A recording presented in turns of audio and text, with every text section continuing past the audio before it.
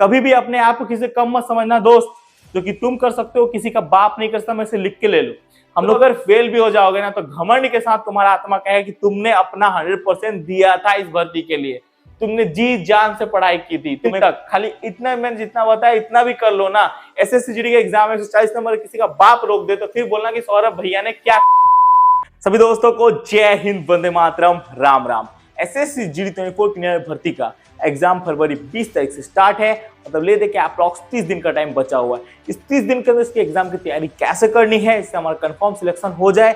जिस बच्चे का मॉक टेस्ट प्रैक्टिस में 20 नंबर 25 नंबर आ रहा है, इस वीडियो में मैं जैसा कॉन्सेप्ट बता रहा हूँ, अगर इसी कॉन्सेप्ट के साथ आप 30 दिन तैयारी कर लो तो मैं आपको लिख के दे सकता हूँ अब की बार जो आपका 20 नंबर 30 नंबर आना है वो बढ़ के 140 145 नंबर हो जाएगा। इतना ईजी कॉन्सेप्ट के साथ आपको तैयारी बताने वाला हूँ और मात्र 30 दिन तक करनी है, वो भी मन से। और भैया आपकी बार मिनिमम मैं बता दूं 30 दिन तक 8 घंटा तक पढ़ाई करना है। और ये कोई नहीं बोलेगा कि 8 घंटा बहुत होता है, 8 घंटा पढ़ने से हम आईएएस हो जाएंगे, बिल्कुल भी नहीं। एसएसजी की तैयारी इस 30 दिन के अंदर 8 घंटे तक स्टडी करके करनी है और जान लगा दो या फिर जाने दो कॉन्सेप्ट में काम करना है। बहुत बच्चे बोल रहे कि प्रैक्टिस सेट हो गया या मॉक टेस्ट लगाया तो हमारा नंबर ही नहीं बढ़ रहा। अब नंबर क्यों नहीं बढ़ रहा, इसका रीजन है। इसका रीजन क्या है? पहला रीजन है मेरे दोस्त आपका मिस कॉन्सेप्ट। आपको पता ही नहीं कि आपका क्वेश्चन गलत हो रहा है सही हो रहा है, आपको ये क्वेश्चन आता ही नहीं है। ये दोस्तों पहला रीजन है। दूसरा, टाइम मैनेजमेंट आप नहीं कर पा रहे हो। 1 घंटे के अंदर टोटल 80 क्वेश्चन आप अटेंड नहीं कर पा रहे हो। ये आप मान लो। बहुत से ऐसे बच्चे जो कि क्वेश्चन अटेंड नहीं कर पा रहे हैं, आपके 1 घंटे के अंदर उनका मैनेज नहीं हो पा रहा। इसी के चक्कर में भी भैया उनके कम नंबर आ रहे हैं। और तीसरा सबसे आखिरी और बहुत डेंजर क्या, तो भैया वो लोग उन्होंने अभी तक पूरा अपना सिलेबस कंप्लीट ही नहीं किया है। अब लास्ट टाइम में वो पूरा परेशान है कि हम सिलेबस कंप्लीट करें, क्या करें। अगर अभी आप सिलेबस कंप्लीट करने जाओगे तो भैया एग्जाम में फेल हो जाओगे। तो अब सिलेबस कंप्लीट करने का टाइम बिल्कुल भी नहीं बचा हुआ है। कुछ मोस्ट इंपॉर्टेंट टॉपिक्स हैं जिसको पढ़ना है, जो कि न्यू फ्रेशर है, जिनको कुछ भी नहीं आता है और जिनके पास ऑलरेडी एक्सपीरियंस है, उन्हें अभी प्रैक्टिस सेट करना है। मतलब प्रैक्टिस सेट मारना है और सॉल्व मारना है और प्रैक्टिस करना है क्योंकि लास्ट टाइम बचा हुआ है। तो अब तैयारी कैसे करनी है मैं बताता हूँ। देखिए आपको दोस्तों मिनिमम अभी 30 दिन तक 8 घंटा तक पढ़ाई करना है। अब हमारा क्वेश्चन का स्तर कैसे आता है जीडी में, तो आप देख सकते हो टोटल हमारा 80 क्वेश्चन आता है। उसमें से 20 क्वेश्चन बहुत ही इजी आते हैं, जो कि दोस्तों ऐसा जो बच्चा एक आज तक कभी पढ़ाई भी नहीं किया हो ना, तो 20 क्वेश्चन का आंसर वो आराम से कर सकता है। 20 क्वेश्चन बहुत इजी आते हैं इस जीडी में। 50 क्वेश्चन मॉडरेट क्वेश्चन आते हैं, मतलब थोड़ा घुमाने वाला क्वेश्चन, जो कि आपको थोड़ा सा हार्ड लगेगा। बट दोस्तों उतना हार्ड होता नहीं, बट थोड़ा सा आपको घुमाने वाला क्वेश्चन डालते हैं। वो दोस्तों आपके मिनिमम 50 क्वेश्चन मॉडरेट आता है और 10 क्वेश्चन हार्ड आता है जिसका आंसर आप नहीं कर पाओगे। वो बहुत ज्यादा टफ होता है, उसको बहुत ही भयंकर डाला जाता है। लेकिन ज्यादा हार्ड क्वेश्चन नहीं डालता, मात्र 10 ही क्वेश्चन ऐसा होता है जो कि हार्ड होता है जीडी एग्जाम में, वरना 50 क्वेश्चन मॉडरेट और 20 क्वेश्चन इजी आते हैं।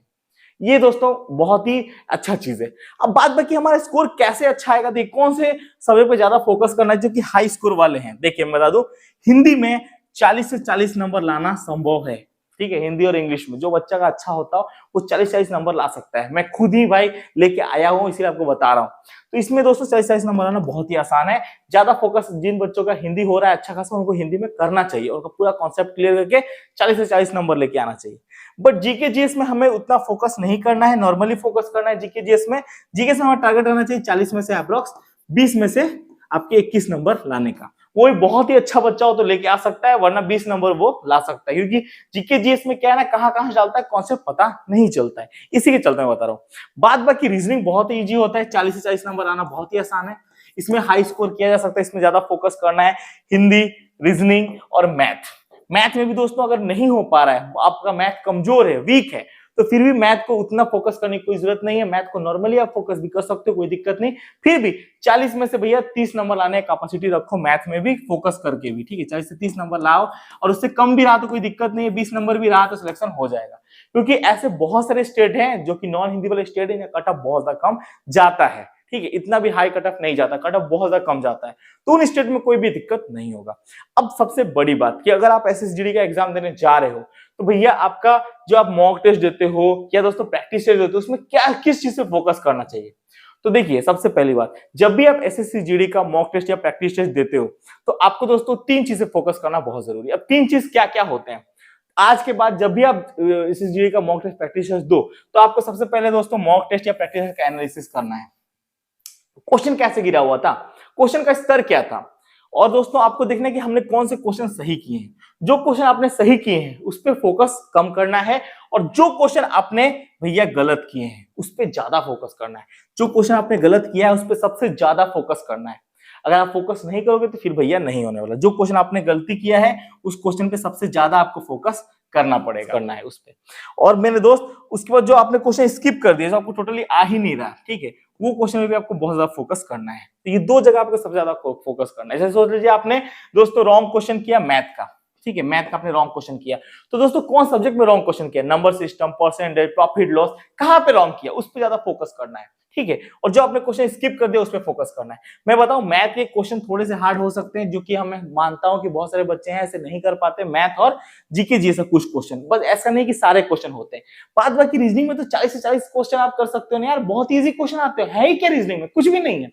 थोड़ा सा कॉन्सेंट्रेट और माइंड के साथ पढ़ाई करने से हम आराम से पढ़ाई कर सकते हैं। अब जो नए बच्चे होते हैं, ठीक है, जो कि नए नए तैयारी कर रहे हैं, उनको भैया क्या करना चाहिए। देखिए नए बच्चों को बता दो, अगर वो मॉक टेस्ट लगा रहे हैं, उनका कम नंबर आ रहा है और वो नॉन हिंदी वाले स्टेट से है, तो परेशान होने की कोई जरूरत नहीं है। आप अगर 100 नंबर भी रख दोगे तो आपका सिलेक्शन हो जाएगा। नॉन हिंदी वाले स्टेट की बात कर रहा हूं, आप देख लेना प्रीवियस कट ऑफ जाके 100 नंबर भी रखोगे तो सिलेक्शन हो जाएगा। आसाम हो गया, मणिपुर हो गया, वेस्ट बंगाल हो गया। लेकिन जो आपके हिंदी वाले स्टेट है उनको भैया टेंशन लेने की जरूरत है कि अगर उनका मैथ में अच्छा स्कोर नहीं आ रहा तो उनको भैया मेहनत करने की पड़ेगा।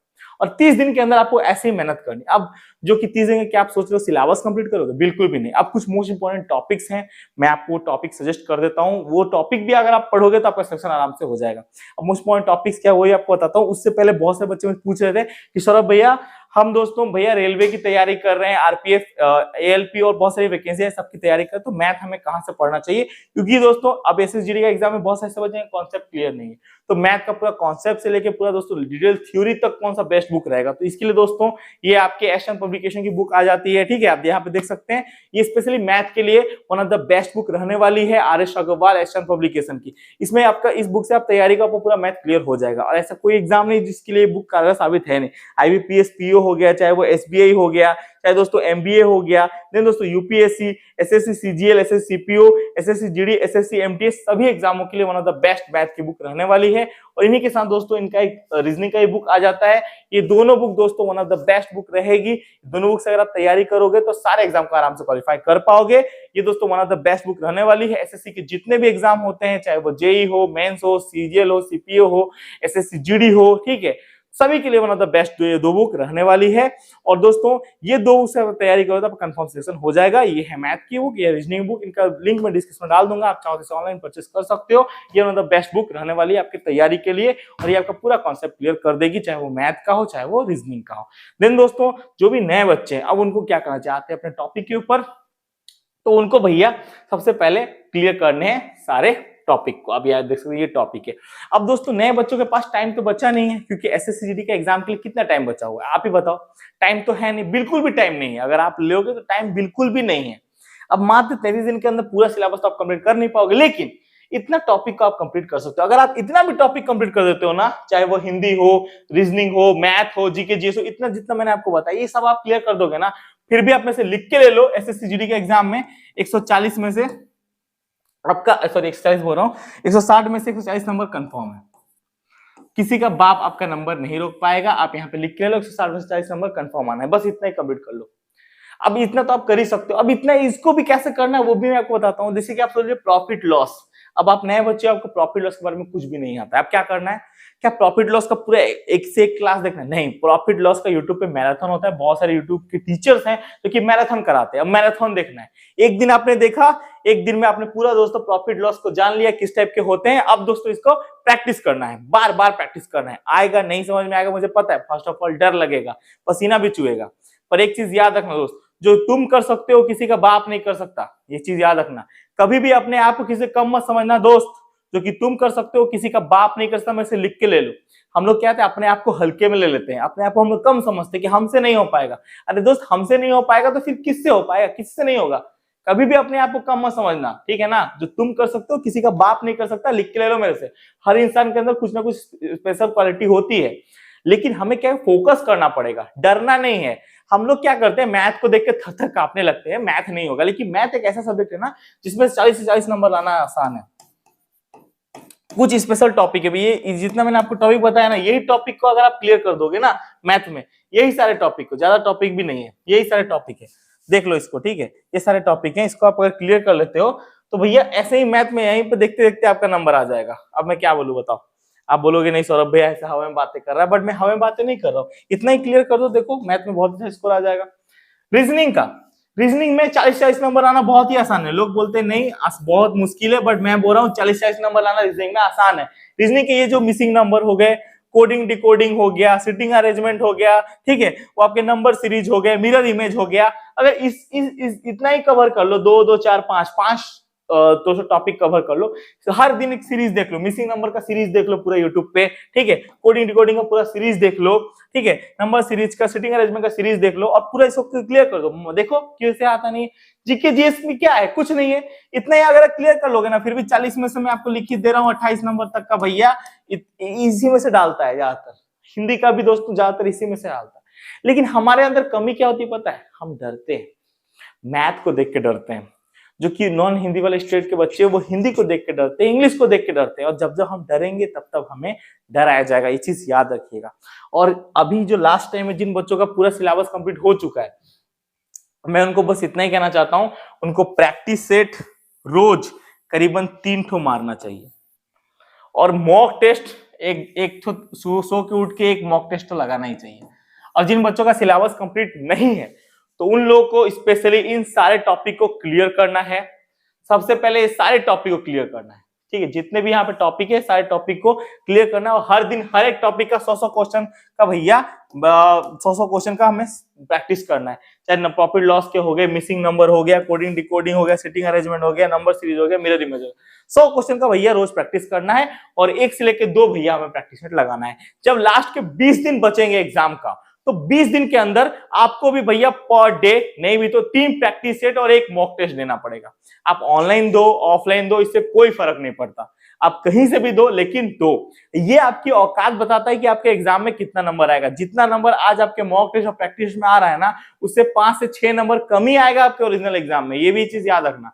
अगर आज आपके मॉक टेस्ट में मैं बता रहा हूं 160 में से 20 नंबर 130 नंबर आ रहा है, तो जब आपका एग्जाम होगा तो आपका 100 नंबर आएगा। क्योंकि ये दोस्तों क्या है, यही आपका औकात बताता है कि आपने कितनी तैयारी की। अगर आपकी तैयारी में कमी है तो फिर भैया नंबर कम आएगा, और आपकी तैयारी में कमी नहीं है तो फिर आपका सेशन कंफर्म होगा। याद रखना, तैयारी हमारे हाथ में है। और भैया अपने आप को कभी किसी कम मत समझना, तुम कभी भी अपने आप से कमजोर नहीं हो। हम लोग अपने मनस्थिति को कमजोर कर लेते हैं, तभी हमारी परिस्थिति हमें और कमजोर बनाती है। जिस दिन हमारी मनस्थिति को हम स्ट्रॉन्ग कर लेंगे ना, हम मन से ताकतवर हो जाएंगे, तो फिर ये परिस्थिति कुछ नहीं उखाड़ पाएगी।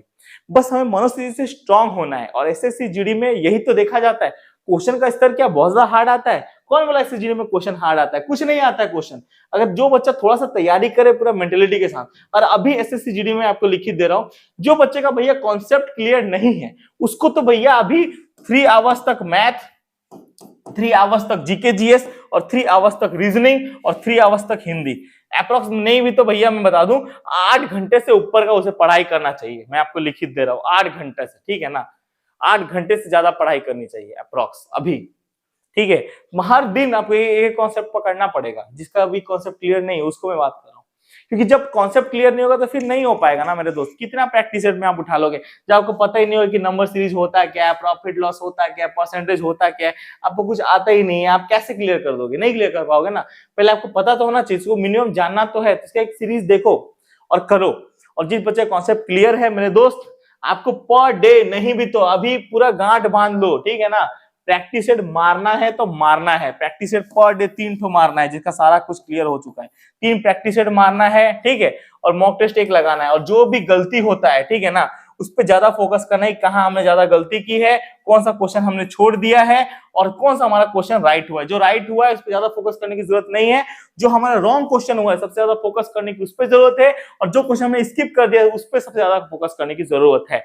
और दोस्तों आपको ऐसे ही तैयारी करनी है, और पर डे में बता रहा हूं 3 प्रैक्टिस सेट, और भैया 1 अगर मॉक टेस्ट कोई लगाए बच्चा, ठीक है, आपका नहीं भी तो 30 दिन तक, तो वो बच्चा पर डे भैया 4 ठो आपका सेट लगा रहा है, और पूरा दिन भर अपने क्वेश्चन को एनालिसिस कर रहा है, कितना क्वेश्चन उसने स्किप कर दिया है, कितना क्वेश्चन गलती कर दिया है।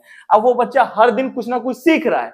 जिस दिन एग्जाम होगा उसका भैया बोले तो नंबर से क्वेश्चन आया था, प्रॉफिट लॉस से क्वेश्चन आया था, मैंने तो इसका क्वेश्चन बहुत सारा सॉल्व किया, बहुत सारा गलती है, मैं इसका एनालिसिस किया था, ऐसे इसका आंसर होगा। आपका दिमाग ऑटोमेटिक आंसर देगा। जब आपने पढ़ाई किया है ना तो तुक्का ही मारोगे तो सही लगेगा, और जब आपने पढ़ाई नहीं किया है ना तो भैया अब क्या होता है, सही क्वेश्चन भी आप देखोगे तो आपको गलत लगेगा और गलत हो भी जाएगा। इसलिए पढ़ाई बहुत जरूरी है और हार नहीं मानना, अपने आप से जिद करना है मेरे दोस्त, थोड़ा सनकी होना है अपने सपनों के प्रति यार। सपने हमारे तो मेहनत किसकी होगी, पड़ोसी की होगी? नहीं होगी ना, पड़ोसी की मेहनत तो नहीं होगी ना। जब भैया आपका सपना हो, जब आपको खाना खाना होता है, आपको मतलब चिकन खाने का मन है, तो चिकन कौन बनाता है? आप ही बनाते हो, आपकी मम्मी बनाती है। चिकन कौन लेके आता है? आप ही लेके आते हो। जब आपको भैया पैसे की जरूरत पड़ती है तो कमाता कौन है? आप ना। सब चीज तो आप ही करना है। तो भैया जब आपको नंबर चाहिए तो मेहनत भी आपको करना पड़ेगा। तो जो बच्चे का कॉन्सेप्ट क्लियर है उसके लिए भैया प्रैक्टिस है, और जिस बच्चे का कॉन्सेप्ट क्लियर नहीं है उसको भैया ये सब कुछ अभी हर दिन एक एक लगाना है। और आपको जिसका कॉन्सेप्ट अभी क्लियर नहीं हुआ है उसको एक प्रैक्टिस सेट पर डे आपको लगाना है और एक मॉक टेस्ट लगाना है। दो चीज को करना है और इसमें से भैया सबको एक एक दिन फोकस करना है, ठीक है। प्रॉफिट लॉस का एक तो, और दोस्तों आपके रीजनिंग का मिसिंग नंबर का एक तो। एक दिन में ये दो टॉपिक कवर करने हैं। ऐसे ऐसे करते करते सबको कवर करके फिर भैया प्रैक्टिस करना है। क्योंकि देखिए जब तक अपने अंदर जिद नहीं रहोगे सिलेक्शन नहीं होगा। और ऐसे सिलेक्शन करो और आपका सिलेक्शन इस बार कंफर्म होना है। और एसएससी जीडी में जो क्वेश्चन का स्तर होता है ना उतना हार्ड नहीं होता। बस हमने माइंड में मिथ पाल के रखा है कि हमसे नहीं हो पाएगा, हमसे नहीं हो पाएगा। और जब हम अपने मन में सोच लेते हैं कि हमसे नहीं हो पाएगा तो फिर सलाह हमसे नहीं हो पाएगा। तो अब की बार मेहनत करनी है जिद के साथ। और जब हम अपने प्रति अपना 100% किसी चीज को दे देते हैं ना तो या तो होता है या तो नहीं होता है। इसीलिए अपना 100% देना है। अगर कल को नहीं भी होता है तो आईना के आगे प्राउडली खड़ा होकर बोल सकते हो कि मैंने जान ला के जीडी के लिए मेहनत किया था। एग्जाम में तो साला कोई फेल करने वाला पैदा नहीं हुआ हमको। बात बाकी फिजिकल में कोई फेल करे, रिटिन में फेल करे वो अलग बात है, सॉरी आपके मेडिकल में फेल करे वो अलग बात है। पर एग्जाम में हमने घूंघट तोड़ के मेहनत किया था यार, ठीक है ना। घूंघट नहीं, लाठी तोड़ के मेहनत किया था, मतलब बहुत ज्यादा मेहनत किया था। तो इसी मोटिवेशन के साथ पढ़ाई करनी है जी और जान से। और सोचना नहीं कल को क्या होगा, कल हमारी परिस्थिति कैसी होगी, सिलेक्शन होगा कि नहीं होगा। इससे कोई फर्क नहीं पड़ता कि तुम्हारा सिलेक्शन हो या ना हो। फर्क पड़ता है तुम्हारी मेहनत से। तुमने अपने सपनों के प्रति कितना मेहनत किया है। कल को अगर फेल भी हो जाओगे ना तो घमंड के साथ तुम्हारा आत्मा कहे कि तुमने अपना 100% दिया था इस भर्ती के लिए। तुमने जी जान से पढ़ाई की थी, तुम्हें कुछ आए चाहे नहीं है। कौन बोलता है जिसे कुछ भी नहीं आता वो एग्जाम क्लियर नहीं कर सकता? मेरे दोस्त 30 दिन तक खाली इतना मैंने जितना बताया इतना भी कर लो ना। एसएससी जीडी के एग्जाम में 140 नंबर किसी का बाप रोक दे तो फिर बोलना कि सौरभ भैया ने क्या कहा था। मैंने जीके जीएस के इस पे 2 वीडियो बनाया, उसको कवर कर लो। जीके जीएस में अगर तुम्हारा 40 में से 28 नंबर या 30 नंबर ना आए तो फिर बोलना सौरभ भैया ने क्या कहा था। लेकिन एक्चुअली हम क्या मेहनत करने को तैयार ही होते। बात बाकी नेगेटिव मार्क के बारे में बहुत बच्चे पूछ रहे थे कि सौरभ भैया नेगेटिव मार्किंग हमारा इस बार कितना रहेगा एसएससी जीडी में। तो भैया देखो नेगेटिव मार्किंग के लिए मैं आपको सुपर बोल देता हूँ। एसएसजीडी में आपकी बार नेगेटिव मार्किंग 0.50 का नहीं रहने वाला है, ये गलत है। इस बार एसएसजीडी में आपका जो नेगेटिव मार्किंग रहेगा 0.25 का रहने वाला है और ये पूरा कंफर्म है। इतना ही आपका नेगेटिव मार्किंग रहेगा। और एसएसजीडी में आपको टाइम मैनेजमेंट अगर करना है तो सबसे पहले आपको हिंदी में फोकस करना पड़ेगा। आपको हिंदी का एग्जाम में सबसे पहले आपको हिंदी का क्वेश्चन अटेंड करना है। इसके बाद भैया आपके रीजनिंग क्वेश्चन अटेंड करने हैं। इसके बाद जनरल अवेयरनेस का क्वेश्चन अटेंड करना, सबसे लास्ट में जाके मैथ का क्वेश्चन अटेंड करना है। अगर मैथ का क्वेश्चन आप सबसे फर्स्ट में अटेंड करते हो तो फिर भैया बाद में आप खींचा खाओगे और फिर भैया बहुत पछताओगे। मैं आपको लिख के दे रहा हूँ, मैथ का क्वेश्चन सबसे लास्ट में अटेंड करना। टाइम मैनेजमेंट ऐसे ही हो सकता है, नहीं तो बाद बाकी टाइम मैनेजमेंट नहीं हो पाएगा मेरे दोस्त। मैं बता रहा हूँ टाइम मैनेज करना है। सबसे पहले आपको हिंदी का क्वेश्चन अटेंड करना है, इसके बाद आपको भैया रीजनिंग का क्वेश्चन अटेंड करना है, इसके बाद जनरल हमारे जीके जीएस का, उसके बाद लास्ट में जाके मैथ पकड़ना। क्योंकि मैथ क्या है ना, कैलकुलेशन वाला है, तो वो कैलकुलेशन के चक्कर में लोगों का माइंड घूम जाता है और बाद में बहुत ज्यादा परेशान हो जाते हैं। इस टाइप से टाइम मैनेज कर सकते हो। तो अगर मेरा कॉन्सेप्ट आपको अच्छा लगा हो, मेरा अगर थ्योरी आपको अच्छा लगा हो, किस टाइप से सिलेक्शन लेना है और इस टाइप से क्वेश्चन आते हैं, तो भैया चैनल पे ना तो चैनल को लाइक जरूर कर देना, चैनल को सब्सक्राइब कर देना। मिलते हैं आपको दूसरी वीडियो में ऐसे इन्फॉर्मेशन के साथ। और अगर आपको सिलेक्शन लेना है तो मेहनत आपकी होगी कि वर्दी आपको चाहिए। बदन पे अगर वर्दी आपको चाहिए तो मेहनत भी आपको करनी पड़ेगी, वो भी जी और जान से। अगर मेहनत आज नहीं करोगे तो फिर सिलेक्शन नहीं हो पाएगा, ये चीज याद रखना। जय हिंद, जय जगन्नाथ, जय महाप्रभु, बोलो भारत माता की जय, वंदे मातरम, जय श्री राम। आज हमारे लिए बहुत बड़ा दिन है, सभी को हैप्पी दिवाली। श्री राम भगवान आज हमारे मंदिर में विराजमान हो रहे हैं, तो आज का दिन बहुत बड़ा दिन है। तो आप सब आज डेफिनेटली बहुत ज्यादा खुश होगे और ऐसे ही खुश रहो और मेहनत करते रहो। और इस बार भगवान की दुआ होगी तो आप सबके बदन पे वर्दी भी चढ़ेगी।